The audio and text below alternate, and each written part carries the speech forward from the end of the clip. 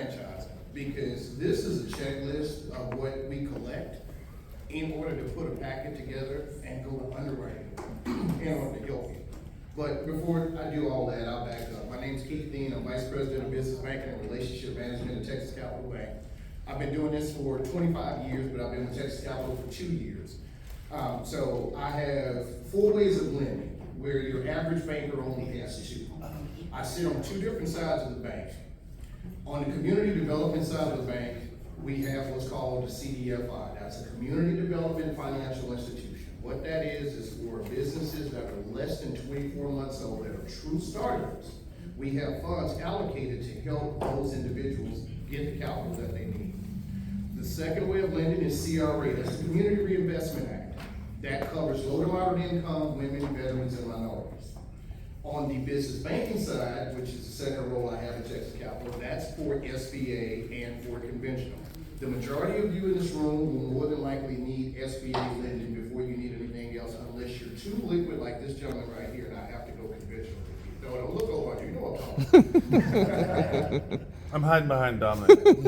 But in order to put a packet together so we can help you with this, and I'll piggyback off of some things that were said earlier today, get a CPA and also get a business evaluation person along with someone who can help you with your credit. I mean, so we'll look at it this way.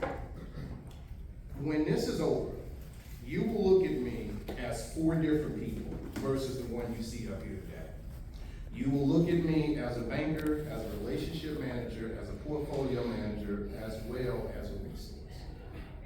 I'm gonna give you a one-stop shop. With a CDFI, if you're new, they only do loans. They don't do letters of credit. They don't do anything but loans. They don't have bank accounts, none of that. However, we do. I used to work at a CDFI and I was recruited to come from there. Actually, that's where Worley Parker found me. He needed someone to fund smaller deals that Texas Capital couldn't do, and that was me. When we went to Lendistry, which was, what was that, Worley, 2022?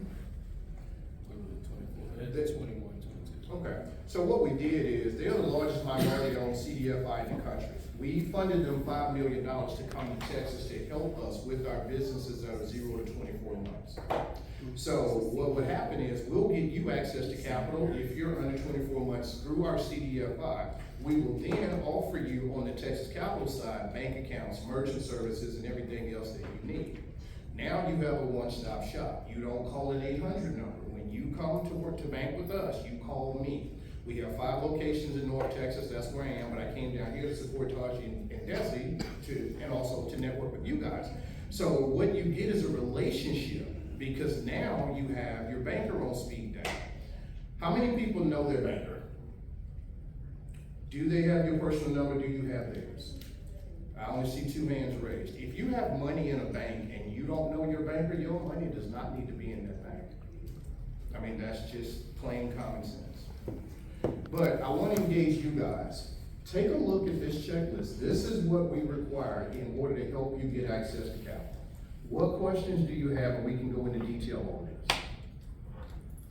Yes, ma'am. What's CDFI? Community Development Financial Institution. Those are smaller banks that are set up for the individual who cannot go to a big bank and get the traditional financing that they need. We don't want the little guy to feel like nobody cares. That's why we have this in addition to everything else that we bring to the table.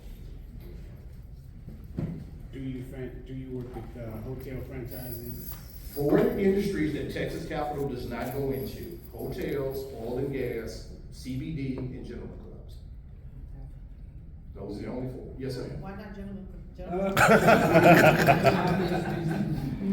Put me on the spot.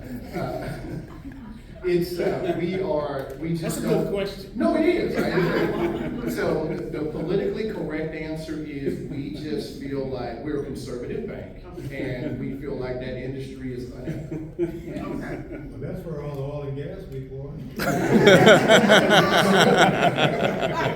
Which is why we don't do all of that.